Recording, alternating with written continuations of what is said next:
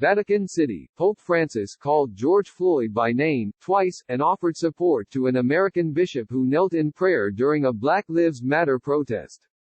Cardinals black and white have spoken out about Floyd's death, and the Vatican's communications juggernaut has shifted into overdrive to draw attention to the cause he now represents. Under normal circumstances, Floyd's killing at the hands of a white police officer and the global protests denouncing racism and police brutality might have drawn a muted diplomatic response from the Holy See.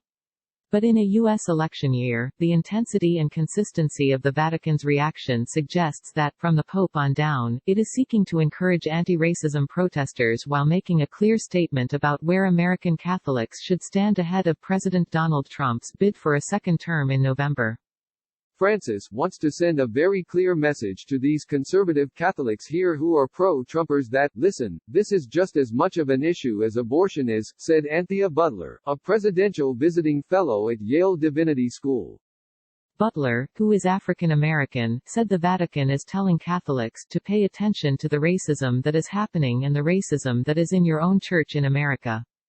The Vatican has long spoken out about racial injustice, and popes dating to Paul VI have voiced support for the civil rights movement and Martin Luther King Jr.'s message of nonviolent protest. History's first pope from the global south is no different. He quoted King at length during his historic speech to the U.S. Congress in 2015 and met with King's daughter, as his predecessor had done. But the degree to which Francis and the Vatican have seized on Floyd's killing is unusual and suggests a coordinated messaging strategy aimed at a national church that Francis has long criticized for its political and ideological partisanship, said Alberto Meloni, a church historian and secretary of the John XXIII Foundation for Religious Studies in Bologna, Italy. It's not like 7 people had the same type of reaction, by chance, Meloni said. Last week, Francis denounced the sin of racism, and twice identified Floyd as the victim of a tragic killing. In a message read in Italian and English during his general audience, Francis expressed concerns about violence during the protests, saying it was self-destructive. He also said, "We cannot close our eyes to any form of racism or exclusion, while pretending to defend the sacredness of every human life." It was a clear effort to call out some conservative Catholics for whom the abortion issue is paramount, while other life issues dear to Francis, racism, immigration, the death penalty and poverty, play second fiddle at the ballot box. Francis has firmly upheld the Church's opposition to abortion. And polls show a plurality of American Catholics support significant restrictions on legal abortion. But Francis has also lamented that the U.S. Church is obsessed with abortion, contraception and gay marriage to the detriment of its other teachings. Mr. Trump is staking his outreach to Catholic voters largely on his anti-abortion platform. Francis spoke out June 3 after Mr. Trump posed in front of an Episcopal church near the White House, Bible in hand, after law enforcement aggressively forced protesters away from a nearby park. A day later, Mr. Trump visited the St. John Paul II Shrine, a visit denounced by the highest-ranking African-American prelate in the U.S., Archbishop Wilton Gregory of Washington, D.C., whom Francis appointed to the politically important position last year.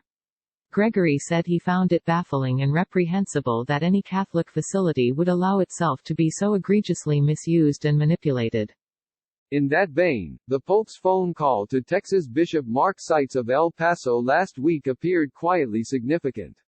Seitz has taken a leading role in demanding fair treatment for migrants attempting to cross the southern U.S. border, a cause Francis has championed in ways that have fueled tensions with Mr. Trump. Francis called Seitz unexpectedly after he was photographed kneeling in prayer at a Black Lives Matter protest. Seitz said the Pope thanked him without mentioning the demonstration, but the context was clear: my recent words and actions on the events that are taking place in the country now after Floyd's killing. Francis was not alone in making the Vatican's views known. While the Holy See would be loath to be seen as picking sides prior to the U.S. election, its media operation has made clear its backing for peaceful protests, denouncing injustices suffered by Black Americans and underlining its longtime support of King's message. Sunday's L'Osservatore Romano newspaper featured 3 Floyd-related stories on its front page. The first was that 1 million people were expected to protest that day in Washington. A second story was about a video showing two U.S. police officers shoving 75-year-old Martin Gugino, a white Catholic protester, to the ground in Buffalo. Go watch it, please, the article said. Its third story was about a prayer service presided over by the highest-ranking American at the Vatican, Cardinal Kevin Farrell, who decried how America's constitutional ideals were failing its black citizens. In an interview, Farrell said he has spoken to Francis in the past about America's race problems, which he saw up close as an auxiliary bishop in Washington. Farrell said Francis is well versed in King and American history. Francis knows what the principle was and he knows what the struggle was, Farrell said. Natalia Imperatori-Lee, a professor of religious studies at Manhattan College, said the Vatican's message is having an effect on American Catholics. We are starting to see a kind of fissure emerge, she said. Whether that's going to be long-lasting or whether it is a sign of a paradigm shift, I think it's too early to tell.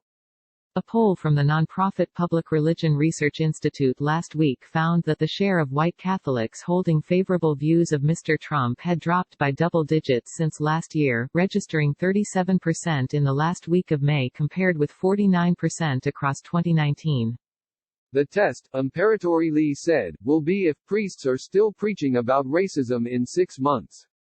And beyond that, I guess we'll know if this works when Catholics go to the polls in November.